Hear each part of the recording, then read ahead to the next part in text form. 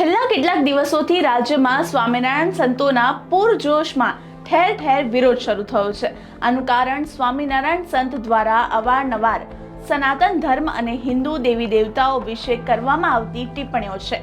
ત્યારે હવે સનાતન ધર્મના દેવી દેવતાઓ ઉપર વારંવાર બફાટ કરતા આ સ્વામિનારાયણના સંપ્રદાયના સાધુઓ પર આકરી કાર્યવાહી કરવામાં આવે તેવી માંગ કરવામાં આવી રહી છે।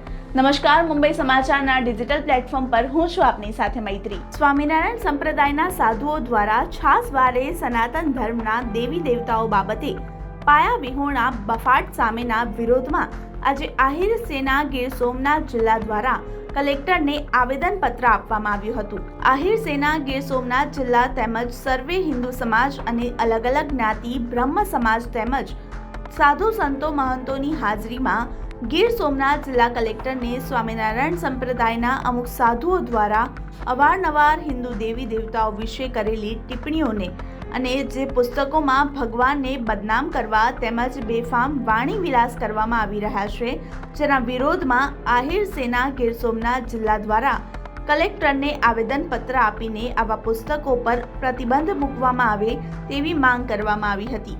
આ સાથે જ સાધુઓ વિરોધ પણ કાર્યવાહી કરવાની રજૂઆત કરવામાં આવી હતી। આ તકે બહોળી સંખ્યામાં આહિર સમાજના આગેવાનો, યુવાનો તેમજ બ્રહ્મ સમાજના આગેવાનો, સાધુ સંતોની ઉપસ્થિતિમાં આ આવેદનપત્ર આપવામાં આવ્યું હતું। આજ રોજ કલેક્ટર ઓફિસ કલેક્ટર સાહેબને ભલામણ સહ વિનંતી કરવામાં આવી છે કે ઘણા સમયથી સ્વામિનારાયણ સંપ્રદાયના સાધુઓ ક્યાંય ને ક્યાંય વારંવાર સનાતન ધર્મના દેવી દેવતાઓ ઉપર, ભગવાનો ઉપર ટીકા ટિપ્પણી કરે છે અને બફાટ કરે છે। એમાં ખાસ કરીને જોઈએ તો એમના પુસ્તકોમાં જે રીતે વર્ણવ્યું છે કે સનાતન ધર્મ સૌથી જૂનો ભગવાન શિવથી શરૂ થયું, એમને બદલે એ એમનાથી પણ પહેલાં હોય એમ એવી વાત કરે ક્યારેક કે અમારા ફલાણા સાધુ ગંગા નદીમાં ગયા, ગંગામાં પગ બોળ્યો એટલે ગંગા પવિત્ર થઈ। ક્યાંય એમ કીધું કે અમારા સાધુના સપને આવ્યા અને ભગવાન કૃષ્ણને દ્વારકા લઈ આવ્યા। આવી રીતે રામ, કૃષ્ણ, શિવ યા તો હનુમાન યા તો જેટલા પણ સનાતન ધર્મના દેવી દેવતાઓ છે એમના માટે એથી ખૂબ આગળ હોય અને એથી મોટા ભગવાન હોય એવો બફાટ કરી રહ્યા છે। મને એમ લાગે છે કે એમણે જેમ સનાતન ધર્મ મૂળ છે એ પછીના ઘણા બધા ધર્મો અલગ અલગ થયા, એમણે પણ એક અલગ ધર્મ સ્થાપવાનો પ્રયાસ કરે, એમના પણ અમને વાંધો નથી, પણ એ સીધી વાત છે કે સનાતન ધર્મ એ સનાતન ધર્મ છે, એમની અરે સરખાવી શકે નહીં કે એને નીચો બતાવી શકે નહીં। એમની વાત જે કરવી કરે, પણ હવે પછી ક્યાંય પણ એ સનાતન ધર્મ વિશે ટીકા કરશે તો સોમનાથની ભૂમિમાંથી મોટું આંદોલન થશે।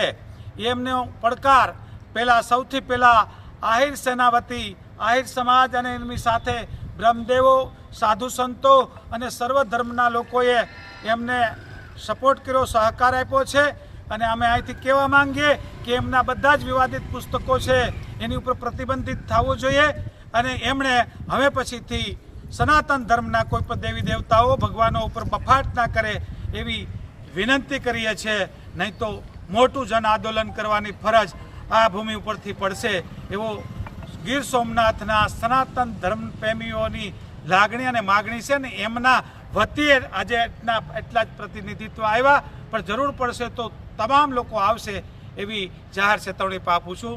જય શ્રી કૃષ્ણ, જય સોમનાથ। સનાતન ધર્મગુરુ બેઠા રહેશો, ઉભી રહેશો તો સનાતન ધર્મના આ લોકો સ્વામિનારાયણ સંપ્રદાય નીચે દેખાડવાની એની મોટી લીટી કરવા માગે છે। એટલે મેં ઘણી વખત આ વિડીયો બહાર પાડ્યા છે અને આને મેં છેલ્લી રજૂઆત કરી છે। એક કોર્ટમાં બીજો કેસ તો ભગવાન કૃષ્ણ વખતે હું જીતી ગયો છું, એટલે હવે જો અમારે સહન નહીં થાય, હું તો પછી મહાત્મા છું અને હવે જો સાધુ સમાજ એને માફ કરશે તો સાધુ સમાજને મારી વિનંતી છે કે મહેરબાની કરીને તમે આને માફ ન કરતા અને હાઈકોર્ટમાં આની જે પુસ્તિકાઓ છે એ બધી એની કેન્સલ કરવામાં આવી। હવે મારે સરકારશ્રીને માંગણી કરે, એક બાજુ સરકાર, હું નામ નથી દેતો કોઈના, કોઈ પાર્ટીના, હું પાર્ટીમાં નથી માનતો, પણ એક તરફ કેન્દ્ર સરકારમાં એમ કહે કે હું ઉપવાસ કરું છું માં જગદંબા અંબાના, 9 દિવસ હું પાણી પીતો નથી, તો પછી જો તમે આ વિડીયો બાપુના જે સંતોના દેખો છો, તમે મા જગદંબાને માનતા હો તો એની તો અંબાજીની પણ ટીકા કરી છે, ખોડિયાલની પણ ટીકા કરી છે, ભગવાન શિવ આવ્યા યુદ્ધ કરવા અને યુદ્ધમાં હારી ગયા અને સામે એને માફી માગીને એ ગયા, બરાબર. તો માં અંબાજીનું પણ બોલ્યા છે, તો તમે ઉપવાસ કરતા તમે કેમ મૂંગા મોઢે બેઠા રહ્યો કેન્દ્ર સરકાર? આ પણ મેં ઘણી વખત તમને વિડીયો મોકલ્યા છો, વડાપ્રધાન પણ મોકલ્યો છે, બધાને મેં આ વિડીયો ગુજરાતને પણ ગૃહપ્રધાનને પણ મોકલ્યા છે. તો તમે શું કેમ બેઠા રહ્યો? તમે સનાતનીઓ નથી?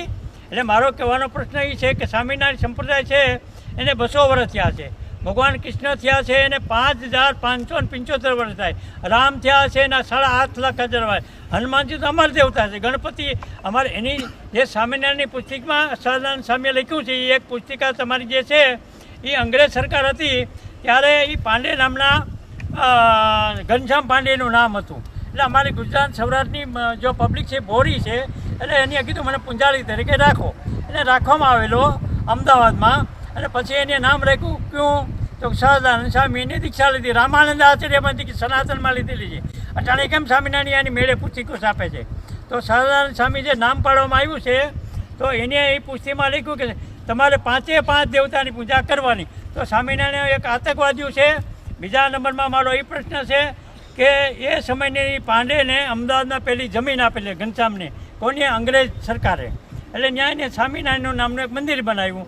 એટલે મારો કહેવાનો કે સ્વામિનારાયણ સંપ્રદાય અંગ્રેજી સરકારની ગુલામી છે. અમે સનાતની ધર્મવાળા કોઈ ગુલામ નથી અંગ્રેજ સરકારના. અંગ્રેજ સરકાર એટલે અમે લડ્યા છીએ. અંગ્રેજ સરકારે નાગાઓની ફોજ ઉતારી હતી. જ્યારે યુદ્ધ થયું હતું ત્યારે અમારે નાગાની ફોજ હારે હતી. એને હિન્દુ સેવા સમાજ જે છે અમારી સાથે છે, મને શ્રદ્ધા છે. જો હવે કંઈ બફાટ કરશો અને સાધુ સમાજ એને માફી કરશે તો સોમનાથથી જન આંદોલનનું આયોજન કરવામાં આવશે. ટોટલ હિન્દુ સમાજને મારે 18 એવું નથી કે કૃષ્ણ ભગવાન અમારા એકના આયર સમાજના જ છે. કૃષ્ણ 18 વર્ણનો છે, બધા અમે છીએ. અમને જરૂર પડશે તો અમે કલેજું કાઢવા તૈયાર છીએ, અને જરૂર પડશે તો આત્મહત્યા પણ કરશું ભગવાન પાછળ. આ મારી નર્મ વિનંતી તમને સરકાર છે ને, હિન્દુ સમાજ સનાતન તમે જાગૃત થાઓ. હવે તમે એને માફ ન કરતા, સાધુ સમાજ હોય કે હિન્દુ સેવા સમાજ, મોટી રેલીનું આયોજન કરો. જામનગર મારો વિડીયો મોકલો, સરકારને વિડીયો મોકલા, કલેક્ટરોને મોકલા છે. એક વિડીયો નહીં 10 વિડીયો બાપુ મોકલા લાઈવ પ્રચારના. સરકાર કેમ આંધળી નથી? કેમ કે એને છૂટીનો ફાળો આપે છે. અમારી પાસે ફાળો નથી, અમે ક્યાં જ કાઢી દઈએ? આમ તો પછી વાત, અમે તો લુકી ચૂકી રોટી ખાઈ, ઘરના અનાજ ખાતા નથી. આજરોજ જિલ્લા કલેક્ટર શ્રી ગીર સોમનાથને આહિર સેના ગીર સોમનાથ જિલ્લા દ્વારા દરેક સમાજના આગેવાનો, સાધુ સંતો, બ્રહ્મ સમાજ દરેક દ્વારા જે સ્વામિનારાયણ સંપ્રદાય દ્વારા અવારનવાર એના પુસ્તકોમાં અને એના સાધુઓ દ્વારા જે બફાટ કરવામાં આવે છે, હિન્દુ સમાજને નીચો દેખાડવામાં આવે છે, એના વિરોધમાં આજરોજ જિલ્લા કલેક્ટરશ્રીને અમારું એક જ નિવેદન હતું કે આવા તમામ પુસ્તકોને તાત્કાલિક ધોરણે રદ કરવા, આવા વિડીયોઝ છે એના વિરુદ્ધની કાર્યવાહી કરવી અને હિન્દુ સમાજને ખતરામાંથી કાઢવા માટે આ વસ્તુ કરવી જરૂરી છે. એટલે આજરોજ આહિર સેના ગીર સોમનાથ જિલ્લા દ્વારા અને સર્વે હિન્દુ સમાજ દ્વારા કલેક્ટર સાહેબને આવેદનપત્ર આપવામાં આવ્યું. આવા જ વિડીયોઝ માટે જોડાયેલા રહો મુંબઈ સમાચારના ડિજિટલ પ્લેટફોર્મ સાથે.